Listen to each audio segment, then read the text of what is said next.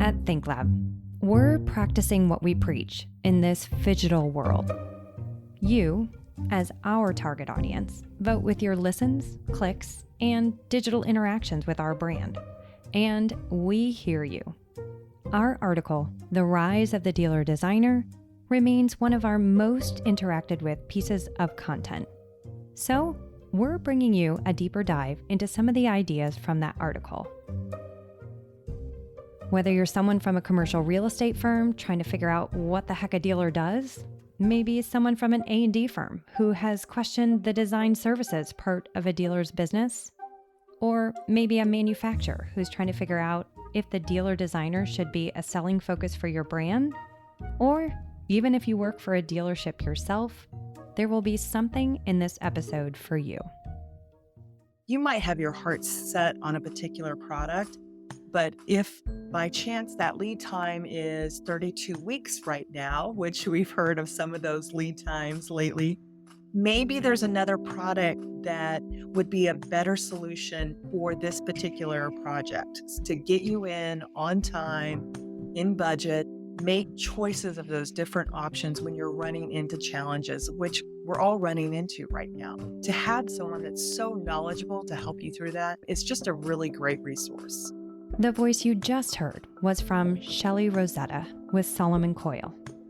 Now, while our passion at ThinkLab is in the design realm, wherever those designers are employed, Solomon Coyle is the leading dealer organization helping contract furniture dealers achieve financial and operational performance through benchmarking. In this episode, Shelley will join Meredith Campbell, who you may recognize from our ThinkLab team and her podcast, The Learning Objective, or from a previous episode this season. Both will bring great perspective to the question, why invest in relationships with dealer designers? They'll pull from their own history, industry perspective, and of course, research. Welcome to Season 4 of Design Nerds Anonymous, the podcast that sparks curiosity at the intersection of business and design. I'm your host, Amanda Schneider, founder and president at ThinkLab, the research division of Sandow Design Group. Let's dive in.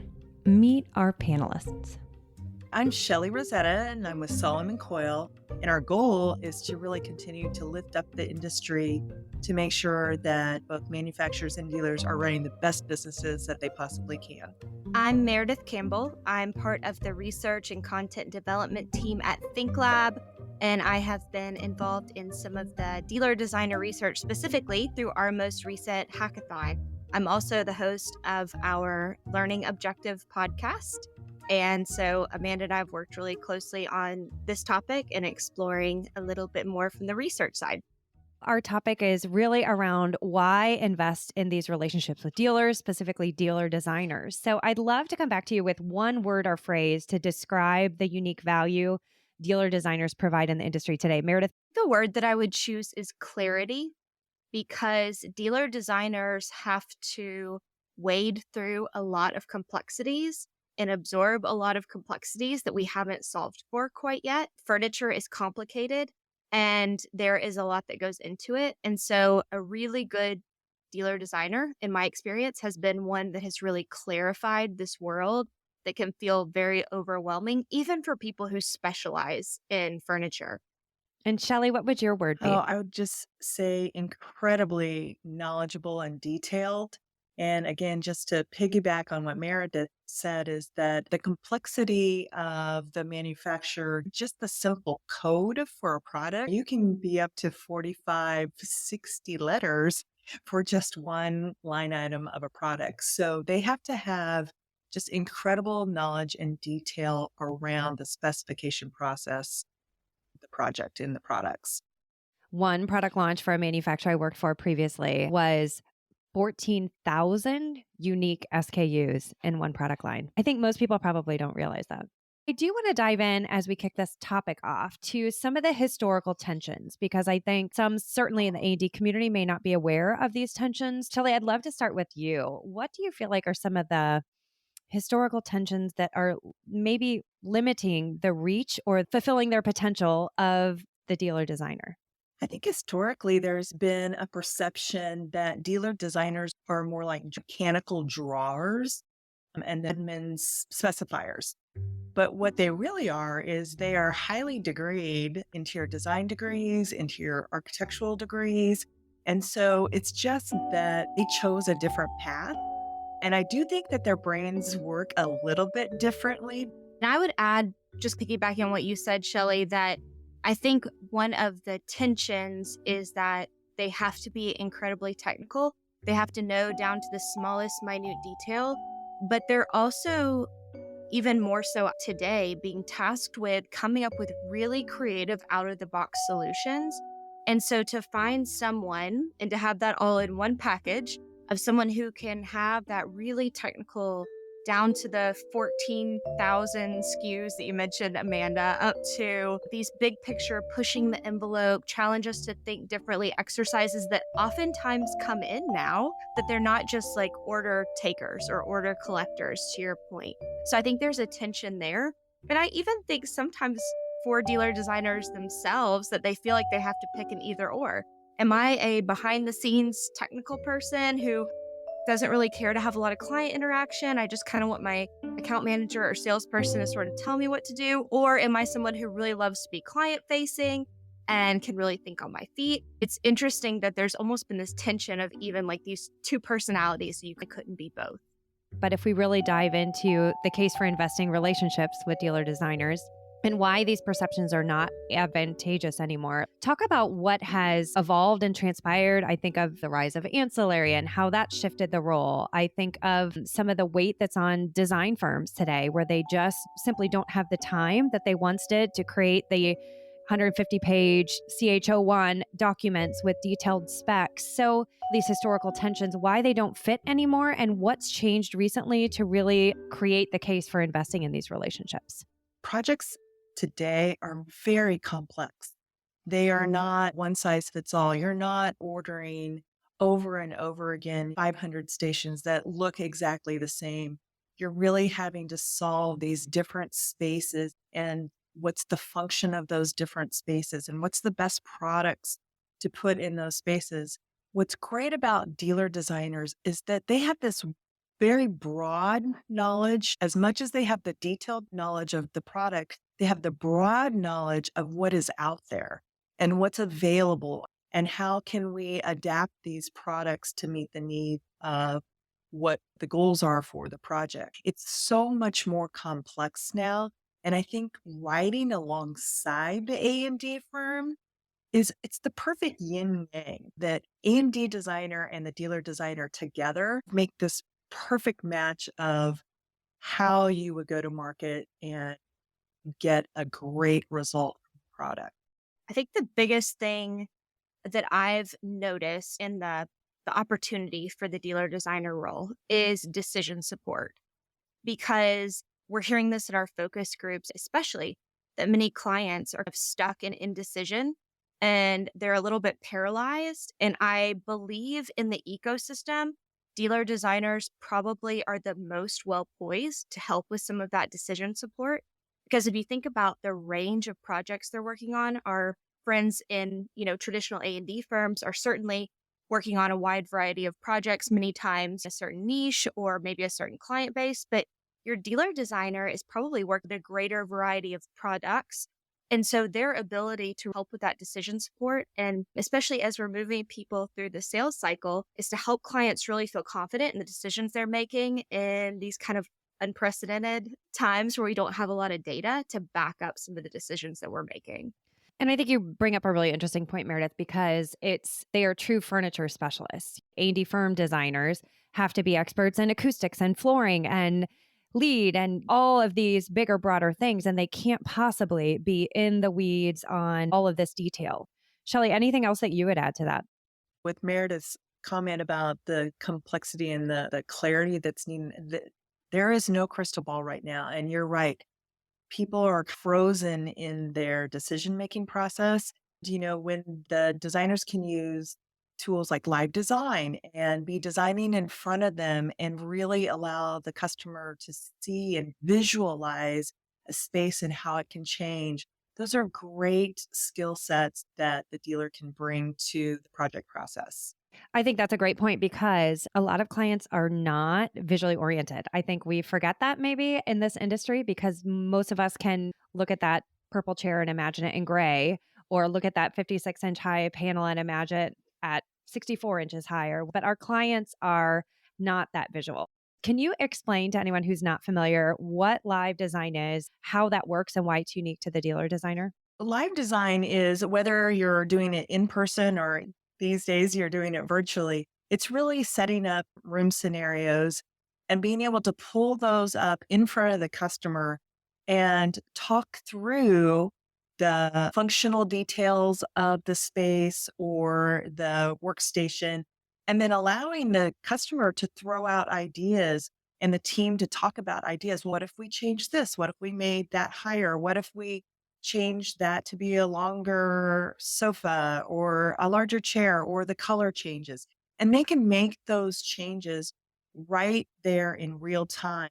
And before, some of those things took so long to communicate back and forth between the customer and the dealership that it just delayed the decision making process because they really couldn't see how it was changing in front of them. So now when they change it, not only does it change the visual part of it, but it also changes the budget too. They can see how their changes are reflecting and changing the budget.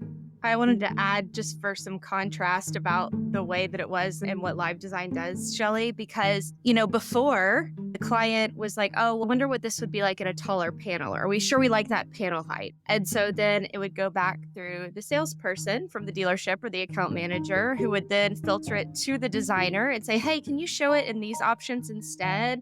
And hey, can we rework the budget just so we can get like a comparison? And then it would go back through the game of telephone back to the client. They would meet and talk about it. So and so gets pulled into the process that wasn't in it before. And all of a sudden they're like, oh, actually, we want to see these other three options. And it just goes back to that decision support too. These things are happening in real time, and it eliminates that game of telephone and brings the designer into that process a lot of times more face to face with the client too. While we always talk about technology being like this great enabler, in many ways, it does take this new skill set of someone to be able to help narrow down those options and not let things get far into left field and save us all from ourselves a little bit too. I love that idea of save us from ourselves. And I think that really, especially as we talk to the A&D community that's working on all these space designs, of which furniture is a part. If anyone followed our furniture forum work that was done in 2017 in a couple of different markets, that was really around looking at the traditional furniture bid process and why it's broken, with a lot of suggestions about how to improve that. If anyone did not follow that, you can find a lot of articles about it on the Huffington Post. Just search Amanda Schneider, Furniture Forum, Huffington Post. But we learned in that furniture can make up around 80% of a FF&E package in some cases. Yet today, especially with the rise of ancillary, it can be one of the most time-consuming and least profitable pieces of a design firm's business. Now, we understand why they don't want to give up the furniture. You can design the most beautiful space, but if it's got crappy furniture in it or something that didn't fit the same direction, it's going to have a huge effect on that end design, both in the visual of the space and in how it functions. But you add into all of that today's litany of supply chain issues and, Kelly, to your point, kind of these less repeatable floor plates. I'd love for you to give some advice directly to these A&D firms about how the dealers can help and how they should go about starting that Yeah, process. I think it's a combination of, is it the salesperson? Is it the designer? The answer is it's the team, right? It's the dealer team. They have so many great resources. One of those being the dealer designer. Those dealer designers are doing this every single day, 8 hours a day. They are dealing with these manufacturers and specifying furniture. So over and over again, they have an intricate relationship to these manufacturers, and not only that, they have these relationships with the manufacturer's reps. So they have these great resources that they have built around them to help support them, give them information about lead time so that they can help the design firms make good decisions. You might have your heart set on a particular product, but if by chance that lead time is 32 weeks right now, which we've heard of some of those lead times lately, maybe there's another product that would be a better solution for this particular project to get you in on time, in budget. And so they're the great resource that can really help you. It's very chaotic because of the supply chain. So to have those different options and to have someone that's so knowledgeable to help you through that, it's just a really great resource. I think one of the things that's really important to remember too, especially with the furniture bid, is that it's only the beginning of the process. Even though you think you've won that bid and, oh, this is it, like we've won, that's the end, it's really just the beginning. Right? And that team, like Shelley mentioned, the account manager, salesperson, dealer designer, become an integral part of that project team. Many times, depending on the size of the project, they're part of the OAC meetings, and you develop a rapport as a designer with this team, just like you do anyone else who is part of the project team. So even though they are a vendor who's providing a service and you're evaluating them based on a bid, I would encourage designers to really evaluate them based on a team member that's going to be critical in that day two part of it. And even after the designer is out of the process and the client is moved in and there isn't necessarily an event that's happening like a renovation, many times those dealer designers are the ones who take their precious project in their hands and manage it throughout the life of that space. If there are moves, adds, reconfigures, those types of things. So really thinking that the bid isn't this like end point, but it's really the beginning of that project team working together and thinking about how, again, we heard this so much in our focus groups, especially for Hackathon, that what designers value more than anything from their manufacturers, distributors, is someone who can save them from themselves. Just because, like you mentioned before, Amanda, they have to know so many things that having that partner who could come alongside of them is just crucial. We talk about risk mitigation all the time, and that's part of that saving them from themselves conversation. And it really is someone who can make the customer feel safe, mitigate those risks long term. Because, like you said, Meredith, this is a long term relationship. That dealer team is going to be there for the next 7, 10, 15 years with that customer. And I would say that was one of the interesting things about the furniture forum too, as we look at this process, is ultimately when the A&D firm is off to their next project, the manufacturer is off, everyone's off to the next thing, the commercial real estate team is off to the next project. The dealer is the one that's left with that client. So I also feel like there's a piece of this that is a caretaking of your client, is to make sure they get with a solid dealer that's going to take care of them beyond just that project. I want to go back to something that you said, Meredith, about protecting them from themselves. And I want you guys to just really summarize what the biggest benefit to these A&D designers are, because I feel like the A&D designer, your job is to push the client out of their comfort zone. They've hired you to be creative and maybe unexpected applications or really informed applications to push them beyond what they came to you asking for. So Meredith, when you say protect them from themselves, now I think that that's it, because it allows that A&D firm designer to soar where they soar, but with those guardrails to know that they are protected. So if you had to add to that to just say why this is so important, what would you add? Empowered, because I think that's what a good dealer designer does for an A&D firm. And I would say safety net. You talked about the guardrails. It does allow them to really get outside of the box and really stretch the customer from their comfort zone, but still provide that just soft landing so that their project can be very successful. I feel like some of this conversation came up earlier, but if you really had to throw down a gauntlet about how to think differently, how to act differently, how to behave differently in ways that would benefit their clients as a result of partnering with these dealer designers, how would you tell them to think about the most impactful ways to truly partner?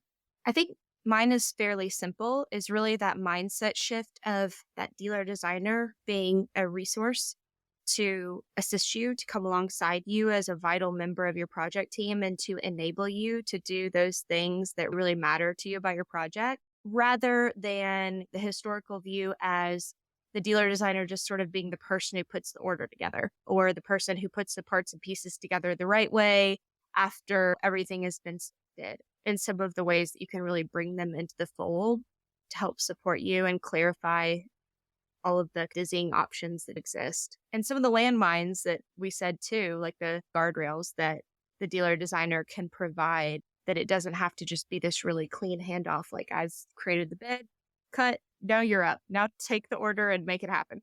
Yeah, I would say the exact same thing. Instead of having that handoff, have it be more hand in hand throughout the process. And truly, like Meredith said, just look at them as a partner throughout the process.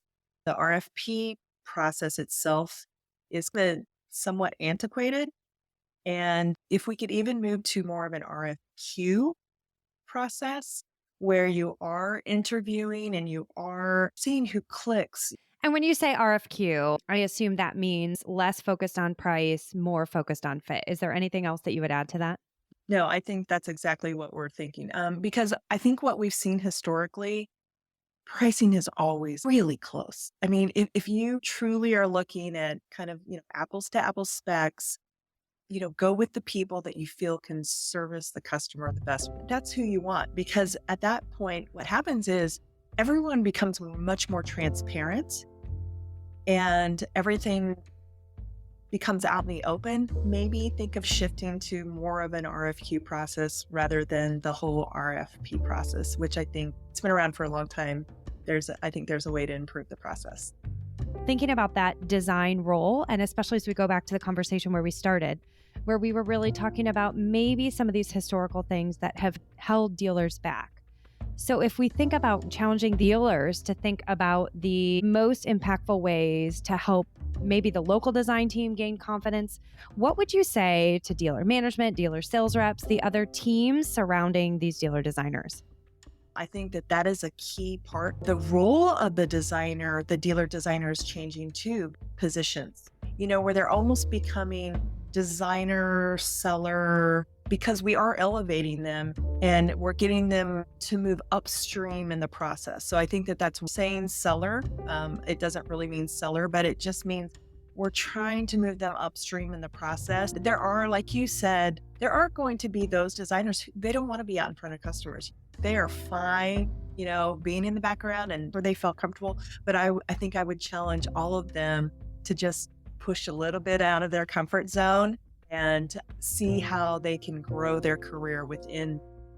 The dealers that I see research pointing to will be successful and evolve with the industry are getting out of just looking at their own process improvement, like getting out of just how do we move from A to B to C more efficiently, or how do we do this in their box, and really looking outside of themselves to what's happening with our clients, what's happening with design firms, what are the pain points in the rest of the industry, and how can we plug some holes there versus just what are my pain points. So I see the most opportunity to just really come up with some out of the box thinking, because I think some of those challenges, and dealers have so many challenges. We know from some of the heat maps that we've seen from pain throughout the process that they have the most pain at all places throughout the process. And so from my point of view, they have the most opportunity if they can really harness that and get out of just their box of their process improvement and look bigger at industry process improvement. Agree. And dealer designers are actually a great place to start there. They are by nature problem solvers, kind of caretakers. They are caretakers of our customers. Know that there is a production part of their job. They have to specify, they have to design. For those who are interested and would like to get out from behind their computer, go to the customer meetings, the face-to-face meetings, be out there at the beginning of the process, be out there with the events that are happening in the community. So I would say for the dealers, invest in those designers and respect the value that they bring to your business. So continue to invest in their continuing education, continue to invest in their membership with things like IID and events that they can surround themselves with other designers from A&D and customers and commercial real estate. Let them get out into the community, because the more the community knows your people, the better your business will be. Really well said. And I feel like a piece of this is also to challenge the designers within that dealership themselves, because I would say the last 10 years of transition that we've seen has really demanded upskilling from them in some new ways. What would you say to those dealer designers? I would say get out of the historical belief in your head that they've all bought into, that they are not part of the overall design process. They're not just order takers, that they truly have value that they can bring to the project way up front. So I would say to them, continue to push their own envelope and try new things, try new applications. Like, hey, take some of those existing products and try new creative things with them. And I also want to cue you a little just because we love that you guys have so many stats specific to dealers. I know that there's been some transition in terms of the percentage of their overall revenue that goes to design. And it's been really hard to recoup that as this world has shifted and changed. So I'd love to help the broader industry just become aware of some of those shifts and changes. So, one of the things that we have seen, I think it's been about 5 to 7 years. So it used to be where there was two sellers to one designer. So that ratio was two sellers to one designer. One designer could handle two sellers. Now that ratio has really moved to 1 to 1 because the projects have become much more complex. And it's trending to where two seller or two designers on the dealers as well. And so what we've also seen is dealers are starting to charge for some of these services of their design team. And a lot of that comes through partnering with A&D firms. So taking some of the load off of the A&D, but still not doing that position. But yes, the cost is, I think it's about double from where it was for the cost of those teams versus kind of revenue. And still trending upward. Yeah. So I think that's an important thing for people to realize. And some of your statistics really can speak to that in a bigger way. So maybe they won't be so surprised if they see line items for some of these services and things like that. I want to move on to our next audience. I want to talk a little bit to manufacture. There are mainline manufacturers that are typically partnered with a dealer.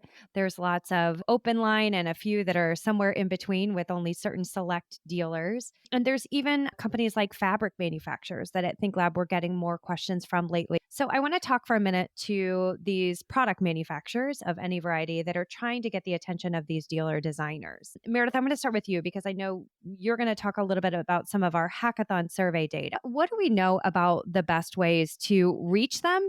The survey data was incredibly insightful for us because it challenged some things we thought, and it also reinforced some things that we thought we knew. And it was also, as you said, really different for this audience, notably different than other members of the ecosystem. We were looking at A&D firms, we were looking at dealer designers, we were looking at end users, people who, were specifying on behalf of themselves. So we were looking at different points of views, but big three things that I would say were the most impactful about this audience, especially for brands, is that dealer designers preferred brands that enabled them to self-serve on demand with digital tools above and beyond anything else, including having had a past good experience with that brand, including I have a local rep I can trust. Now, this is not to say that they don't care about that, but I think it's just worth noting that this was twice as important to this audience than to any other category of that specifier that we surveyed. Dealer designers, they were the most likely to want to self-serve digitally, and that kind of was why they would choose one brand over the other. The other thing is that they were the most eager to learn new technologies that would make their job easier, even if it takes more time to learn them. They're the most likely to specify products from aggregators, digital aggregators.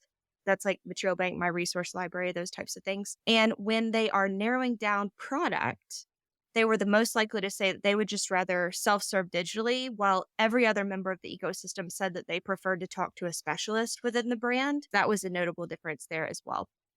Now, when it comes to human, they still need their humans. This is not to say that they're digital only, but they do believe that they can be served by a remote team of people from the brand just as well as they can the local rep. But when they do want to speak to someone, they really want to interact with their local rep very early on. They want their local rep to bring them that general awareness, general knowledge to do their job. But then it's not necessarily something really specific to the project, whereas they're happy to speak to anyone from the brand who can give them the most accurate, best answer. Shelley, I'd love to come to you again as we think about these different brands that maybe should be thinking about the dealer designer in a new way today than maybe they have in the past. What do we know about them? What products are they interested in? And where do you see the most opportunity there? So, in talking to the dealer team and especially senior designers, what they say their teams are most worried about, there's not enough time and errors, the avoidance of errors. So, when I think Meredith was talking about being able to self serve, that's because they only have so much time and there's a lot of things that they're juggling on their plate in a very small amount of time in the work week. And so they want to have that information readily available at the time that they need it, not call the rep. They love their reps. They have great relationships with them, but they just need great tools for specification. They need great visual and specification tools so that they can clearly understand the products that they are specifying. And then those tools help mitigate the risk of errors because it is truly something that gives them anxiety because of the complex nature of our business, the chances for errors are always there and they can be truly costly to the dealership and to the customer. So you try to avoid those at all cost. Any of the brands that are really trying to attract a relationship with the dealers, give them the tools that they need to work on their own, but be there as a resource when they want to call you and talk deeper into how, a product works, the application, the support details of that, be there for them. The other thing on top of that is a lot of the manufacturers have these really easy design your own chair, and they have these budgeting tools that are really easy to use. But sometimes, even though the designer may not be touching some of those, the seller can touch that. And what that does ultimately is take one plate off the designer that he or she doesn't have to juggle. And maybe there can be a higher level budget that's created by someone else, and it doesn't even have to touch the designer's desk until it's ready to become a project. So anything that we can take off their desk or help their job be more efficient, accurate, that is what they're looking for. Shelley, I think that you bring up a really good point because even though some of those may not be technologies that the dealer designer necessarily uses, what they do is they take things off of their plate. So things like budgeting tools, Amanda, I know we've heard this over and over again in our research, so that the dealer designer isn't having to create budgets from scratch and that we're not having so much of a blank page approach, that there are thought starters or typicals that are already out there that are directional and budgetary, and that we're talking in price per square foot, that there's phenomenal imagery that are thought starters, so that the dealer designer isn't having to create a bunch of thought starters. So some of those tools that are complementary into the sales process that really help the client up front with that decision support, but maybe free up the designer to do some of the other things. I also want to go back to something else that was said around the different systems that the A&D firms are in versus the dealers. We have a fascinating diagram and picture, if you will, kind of a line through the middle. And above the line are the tools that dealers use, and below the line are the tools that design firms use. And we call that middle line the PDF line. Because what happens is the dealer is doing something in system A, and then it crosses the PDF line and goes into the design firms. If you look at the bid process or even the communication process, a lot of firms are using Revit. A lot of firms are using some of the more design softwares, maybe Illustrator, maybe Canva, depending on what they're doing. A lot of the dealers are using things like Excel and PowerPoint to create. I think if we look at that time waste, not only for the dealer, but for our industry, and ultimately that cost comes back to the client. So I think there's a lot of opportunity to get better here, but some of the systems are still a little glitchy. So if you had to challenge product manufacturers or brand partners about the most impactful ways to support these dealer designers or gain the loyalty of these dealer designers, what would you say? There are three things I would say, and this is really driven by the research, Amanda, that number one, prioritize those self-serve digital tools in the places that matter most to this audience. Equip them with a team of people from your brand, and upskill your local representatives to provide that value and that education up front, where we know that they really, again, value that local person the most. So 2 of my 3 matched Meredith exactly, those tools and those resources. And then my third would be, do not stop with your research and development of new products. They are always hungry for really great products that answer the needs of customers and the challenges that they're trying to solve. So don't cut back on the research and development of getting new products out there. And then once you do get new products out there, make sure that your dealer teams are trained well on them and they have the resources needed to make sure that those are good solutions for the customers in the A&D firm. I think there's a piece of that that's not only around new products, but also around new applications of existing products and finding ways to really inspire these folks with, especially on the furniture side, of new ways that they can be thinking about it or new ways they can be taking these concepts to their firms. Exactly. Completely agree. Meredith and Shelley, I want to thank you both for your incredible insights and discussions. And to our listeners, if you have questions, comments, suggestions, additional ideas for us on this topic, we'd love to hear from you. As I said at the beginning, you vote with your listens, clicks, and digital interactions, including any response to this episode. So feel free to reach out to any one of us on LinkedIn. That's Amanda Schneider, Meredith Campbell, both with ThinkLab, or Shelley Rosetta with Solomon Coyle. And one last shout out to our Season 4 sponsors, Mannington Commercial, The Mart, and Neocon. Well, folks, this is a wrap on Season 4. But if you enjoy this podcast, make sure you hit that follow button so you don't miss any of the great content that we have coming up for you in 2023.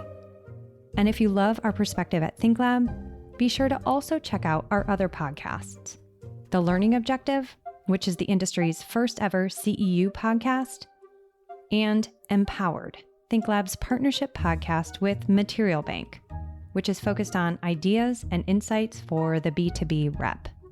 You can find them wherever you get your podcasts. Design Nerds Anonymous is a proud member of the Surround Podcast Network. Discover more shows from Surround at surroundpodcasts.com. This episode of Design Nerds Anonymous was produced and edited by Sandow Design Group. Special thanks to the podcast production team, Hannah Vitti, Wise Grisette, and Samantha Sager.